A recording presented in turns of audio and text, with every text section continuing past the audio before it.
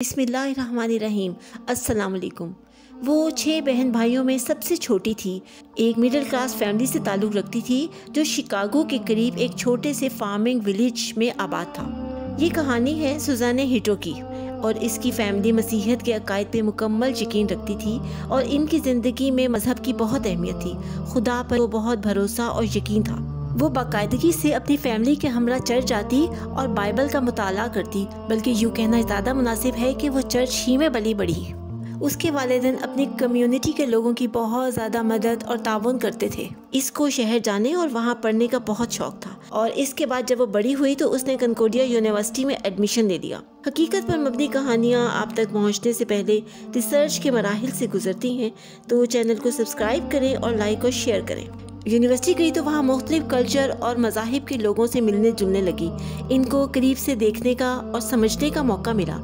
Religion کی class میں Bible بہت غور سے اور ٹرانسلیشن کے ساتھ پڑھنے لگی۔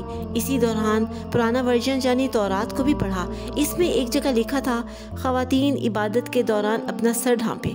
اس نے اپنے پروفیسر سے پوچھا، ہم لوگ عبادت کے دوران اپنا سر کیوں نہیں کور کرتے، حالانکہ تورات میں اس کا واضح حکم موجود ہے؟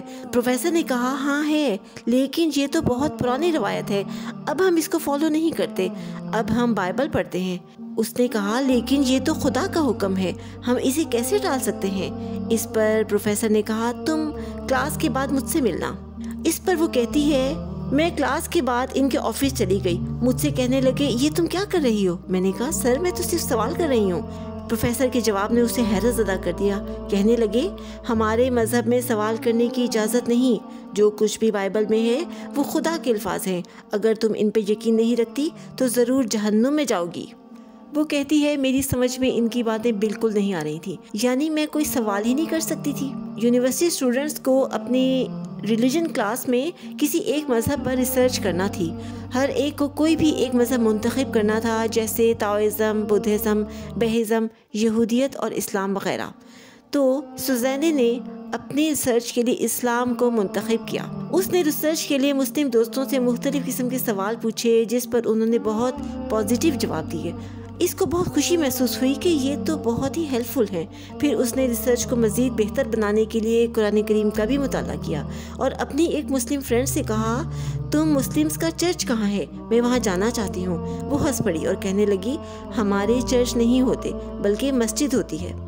ریسرچ کے دوران ہی اس کی شادی بھی ہو گئی۔ ریسرچ کے دوران ایک ناقابل یقین کتاب، بائبل، قرآن اینڈ سائنس، اس کی نظر سے گزری۔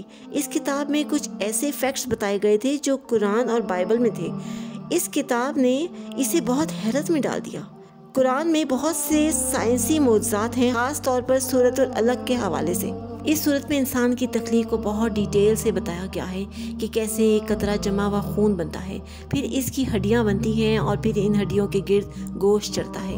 یہ سب قرآن میں تھا۔ آج سائنس ان الفاظ کو سچ ثابت کر رہی تھی جو 1400 سال پہلے قرآن میں لکھا گیا تھا۔ اس وقت سائنس کا وجود ہی نہیں تھا، تو پھر یہ سب باتیں کس نے لکھی؟ اس وقت کس کو ان باتوں کی نالج تھی؟ یقیناً یہ کسی انسان کی لکھی ہوئی کتاب نہیں ہے۔ یقیناً یہ خدا ہی کے الفاظ ہو سکتے ہیں، جس نے انسان کو پیدا کیا، وہی یہ سب بتا سکتا ہے۔ وہ کہتی ہے، جب میں یہ بک پڑھ رہی تھی، میں نے زاروں قطار رونا شروع کر دیا۔ اس وقت میری نئی شادی ہوئی تھی۔ میرے ہسبینڈ نے دیکھا تو وجہ پوچھی۔ میں نے بتایا، میں اسلام قبول کرنا چاہتی ہوں۔ اس کے شوہر نے جب وہ آیات پڑھی تو حیرت میں ڈوب گیا اور کہا، واقعی یہ تو ناقابل یقین ہے۔ اور پھر اس نے مجھ سے پوچھا کہ کیا تم واقعی اسلام قبول کرنا چاہتی ہو؟ تو میں نے کہا، ہاں یقیناً میں کرنا چاہتی ہوں۔ اور وہ پھر اس کو شیخ جمال کے پاس لے گیا، اور پھر سوزان ہیٹو نے اسلام قبول کر لیا۔